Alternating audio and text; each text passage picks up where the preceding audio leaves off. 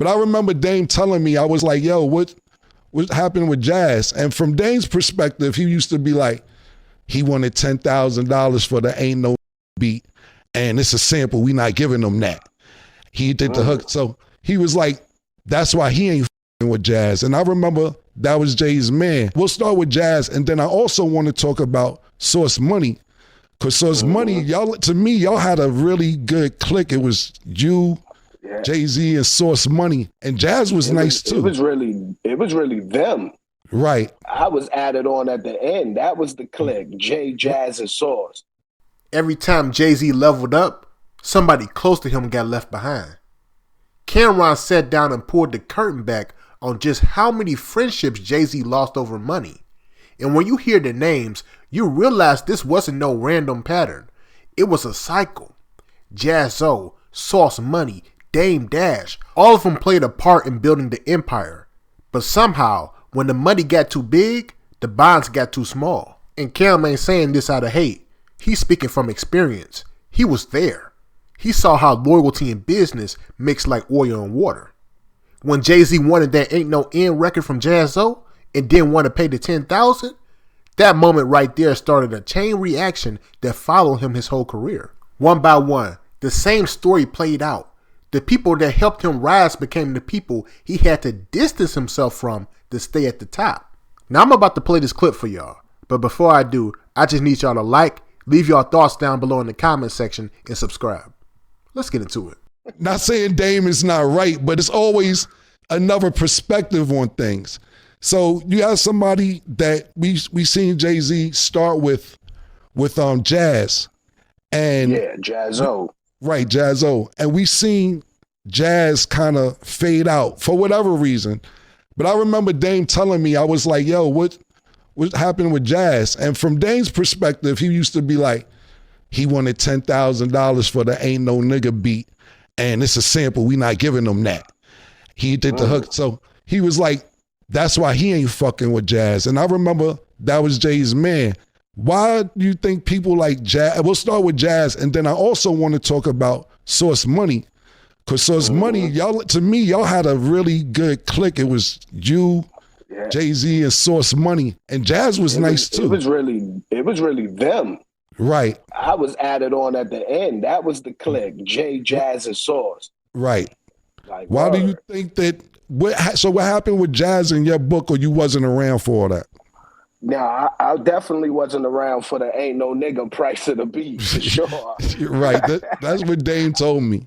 Yeah, so, but like, I don't know what caused them to not fuck with each other.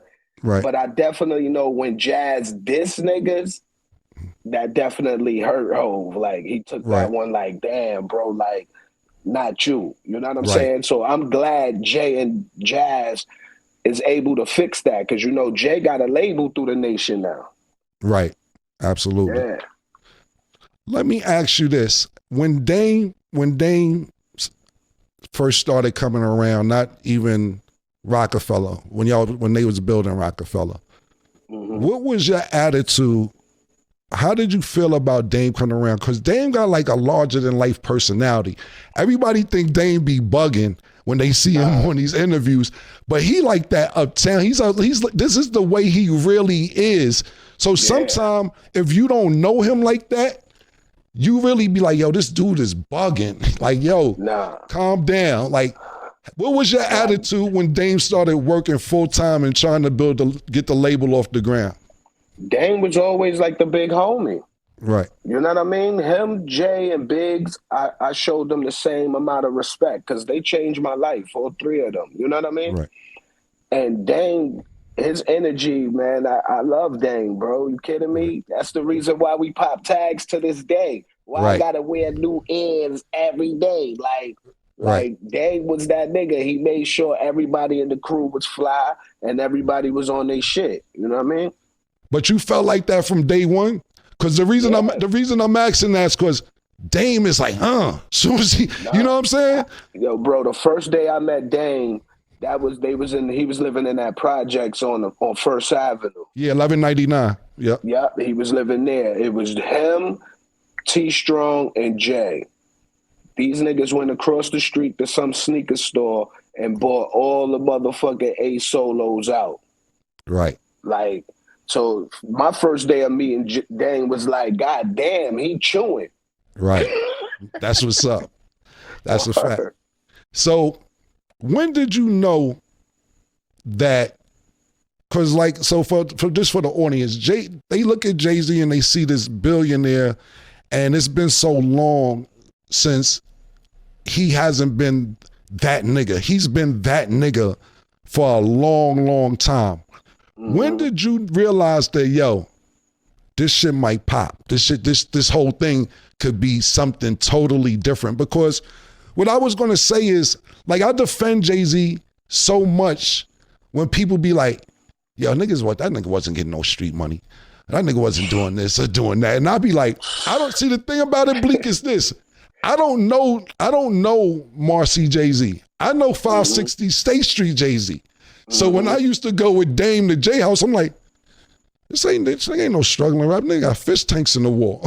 Like, yo, yo, it's upstairs in this building. I remember used to go into his house with Dame, and I used to be so, because Jay wasn't on yet, and I used to be more hyped to see Lord Jamal. Lord Jamal lived in the building, and I used to be like, oh shit, the brand Nubian nigga is in the building. Nigga live in the same building as the brand Nubian nigga. And I try to tell people that they don't know the grind. Every legend success story comes with a trail of broken bonds. That's just the cost of leadership in hip hop and in life. When I hear Cameron talk about Jay-Z and all the friendships that shifted over money, I don't take it as gossip. I take it as a reality check. The higher you go, the more your circle changes. Not because people fall off, but because the energy shifts. Everybody starts with the same dream, but not everybody has the same vision when the money and the fame start rolling in. And you could tell from the way Cam spoke on it, he wasn't throwing shade. He was just trying to explain how success exposes cracks that were already there. It's easy to blame Jay-Z for falling out with people like Jaz-o or Sauce Money, but if you really look at the game, that's been happening in hip-hop since day one. When money, power, and pride get involved, even the tightest crews start moving different. I think a lot of people forget that Jay-Z was coming from survival mode. Back then, business wasn't just business. It was personal. It was loyalty, pride, and a code. And when you're trying to build an empire, you're going to make decisions that people don't understand until years later. That's why you hear Cam keeping it balanced, saying Dame Dash wasn't wrong, but there's always another perspective. That's the key right there. There's always another side of the story. What stands out to me the most is that even with all the money and power Jay-Z got now, he still made peace with people like Jaz-o.